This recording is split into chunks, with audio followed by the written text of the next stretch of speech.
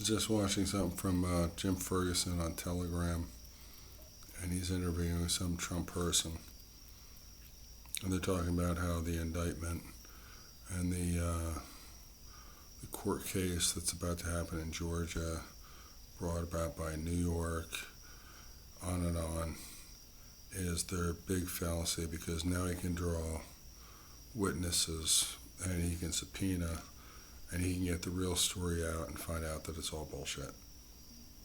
And that's great. And he probably will. Hopefully his lawyers are good enough to do that. And he gets, for trying to deny the election, his Second Amendment, he gets a pass on it because you can say whatever you want in the United States, and you can say whatever you want. You can say Hitler was great. You can say that Pol Pot was great. You can say that Nixon was great. You can say that Jimmy Carter was great. You can do whatever you can say whatever the hell you want, and supposedly it's supposed to be okay. You can practice whatever religion. You worship the devil. You worship Jesus. It's all good. It's all the same under the law. And that's great. So hopefully Trump, gets acquitted.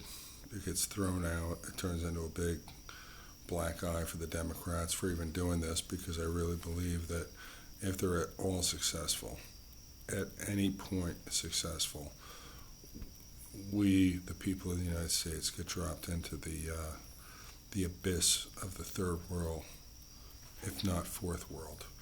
We will be nothing. We will be an exporter of resources and scrap, and that's it. And we will be an importer of every possible good that we need. We will be nothing. We will be a colony, and who knows who we're a colony of? Maybe China, maybe India, maybe Russia. Who knows? But the great standing of the United States is gone. Our monetary system is history, and our quality of living is going to go down to the pygmies and Indians in Africa and South America. So I hope that doesn't happen, because I kind of like the way we got it. It's pretty good. But as that's going on, and that's probably a reality, that Trump will be able to draw witnesses and he will be able to expose everything for what it is. The Heritage Foundation has got a Heritage Foundation coalition, and they're trying to draw on people, and their goal is to put a bunch of people in Washington in order to force Congress and the bureaucracies into doing whatever the next president wants, force whatever the president wants to do. And that's whether assuming it's Trump or DeSantis or Vivek or whoever. That's really great, but that's kind of a dictatorship. And just want to give everybody a heads up. And I saw what they were doing, and I started reading up on it, and it's like, well, that's really great. And then you get to the end, it's like whatever basically diminish the value of the Congress, which is the House of Representatives and the Senate, and whatever the president says, they got to basically rubber stamp. And that's kind of the same power that Vladimir Putin has, that Zelensky has in Ukraine, that the Castro brothers have in Cuba, that whoever the hell's in charge at this point,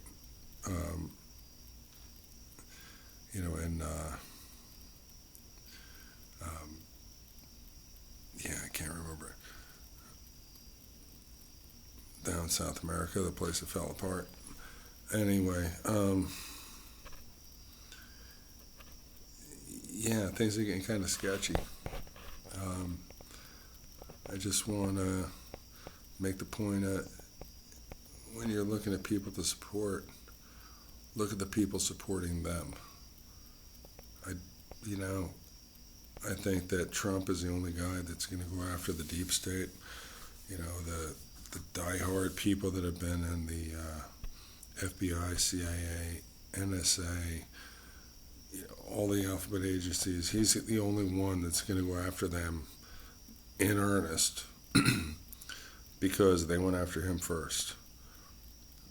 So if you want to see that change, well, he's probably your guy. The IRS, he doesn't have a problem with them, but they just hired 87,000 agents, bought a zillion rounds of ammunition and shitloads of guns to come after you. The working class nobodies for errors that they make on their, you know, very complicated tax returns. So, you know, Trump doesn't have a problem with the IRS, but he has a serious problem with the people that went after him. Don't know how that's going to work out. You know, I don't know what the Democrat field looks like right now. As far as I know, they have nobody. They've got people with, you know, IQs, you know, so far lower than a clam that a clam beats them in tic-tac-toe every single time. I don't know what they're going to do. You know, are they going to pull out, you know, that retard from California that completely ran into the ground? You know, maybe. You know, sell him, you know, repackage him, put a big bow on him and say he's different and new and improved. Maybe. Kamala Harris, well, she's damaged goods. Joe cannot run again. He's got to drop out in the next couple of months before the race gets hot. But, you know, there's some Democrats that you don't know the name of. And, you know, maybe they'll, you know, surface to the top. I don't, you know, can't guess on the Democrats, but they can't run the permanent party right now. You know, Republicans right now, it seems like it's Trump. Yeah, is Trump the guy? I don't know. But look who's backing people and look what they're supporting. Because if Trump wins, he has to, absolutely guaranteed has to, crack down on the agencies that went after him. I mean, it's an absolute. And if he does that, that's great. I'm all for it.